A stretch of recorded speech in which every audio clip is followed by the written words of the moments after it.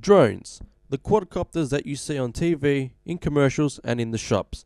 But did you know that in some parts of the world, owning these little toys are illegal without legislation? In the American states of Florida, Texas, Wisconsin, Virginia, and a few others have put a harsh banning on these toys. Mainly because on one hot summer day, a few boys were a little curious and adventurous and decided to peek into people's backyards, only to notice that young women living there were tanning naked, wanted to get a naughty snapshot, right up until their fathers, with their literal Second Amendment rights, came out and shot it down with their shotguns. It's creepy. People are rightfully freaked out about drones spying on them, so when you're flying one, some people will stare at you in envy and others will stare in concern and judgment.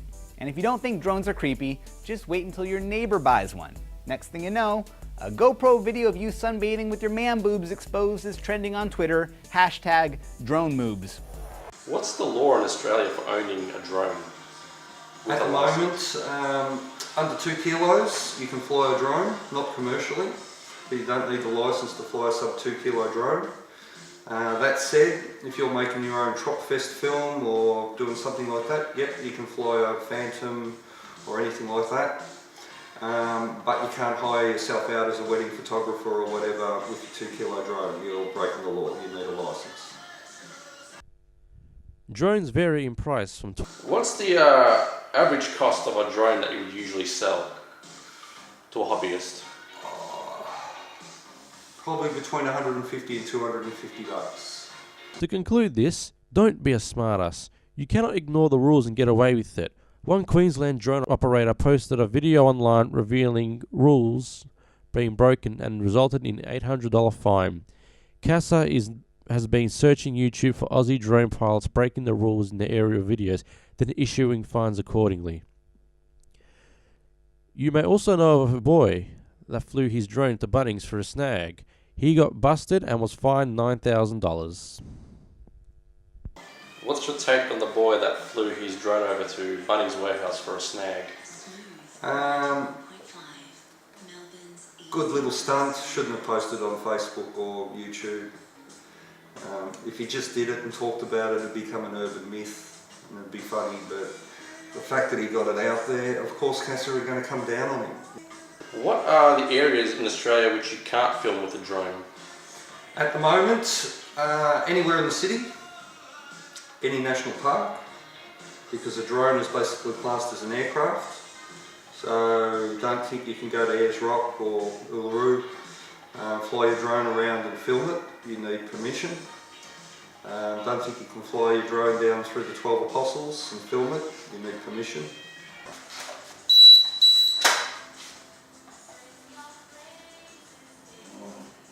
Start.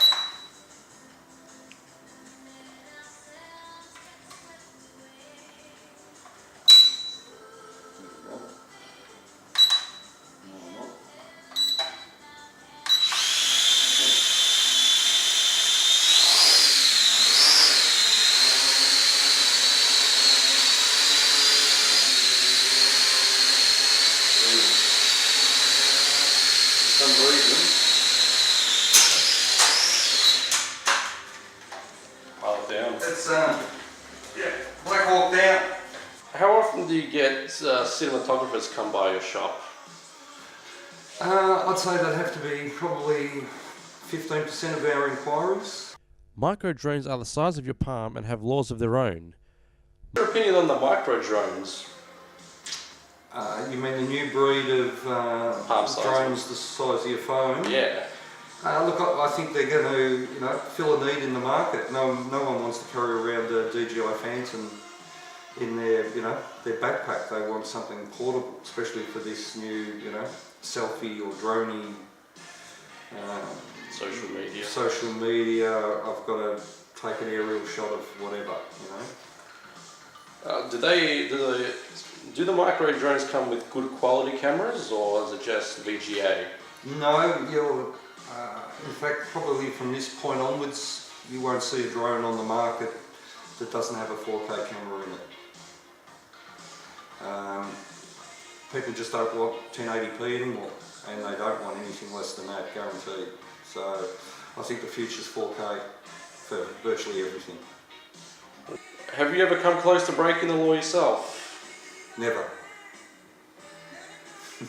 Do you know how the cops would bring down the drones down in Australia? Bring them down. There's so many technologies now. There's the gun that shoots microwaves, that literally, fries the innards of the drone, takes it out of the sky. I think the Dutch were training eagles to take drones down, catch them in the sky. The Americans have got a net thing, a drone that carries a net that will catch a drone. Seen that as well. But the real technology that will probably reign supreme is geofencing. They'll put a geofence around the MCG, so a drone literally can't penetrate it. It'll just stop dead on the edge of the geofence. So as we were talking before about the Australian qualifications, how long do they usually vary for when you undertake a course? Most of the courses are probably 3 or 4 days long, full time. When I say full time, probably 4, 5, 6 hour day.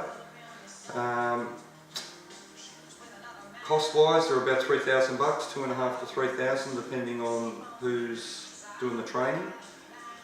And then after that, yes, you're a CASA certified pilot, but you still can't go out and fly a drone commercially. Well, you can, but you'd have to operate under somebody else's operator certificate. The operator certificate is obviously required for your insurance. Are there any drones that are heavy enough to carry the heavy cameras such as the F5 or the FS7? Yeah, there are, and they'll be big drones with big powerful motors. You're talking a kilo camera, aren't you? I'm talking 5 kilo cameras, 5 10 kilo kilo camera, cameras. right, okay. There's drones out there, but they're big drones, and a drone like that will end up having a crew of 4 to operate it. There'll be the pilot, the camera operator, there'll be a safety officer, so his job's in charge of the redundancy, batteries, making sure everything's working, and then there'll be a spotter who literally, his job is to keep his eye on the drone, because the 2 operators generally might be staring at their screens. Okay. Have you heard of the virtual reality compatibility? Yep. A lot of these new VR cameras, 360 degree cameras, they're so small you can whack them on the back of the drone. I think there's a lot of talk that's the future of drone racing.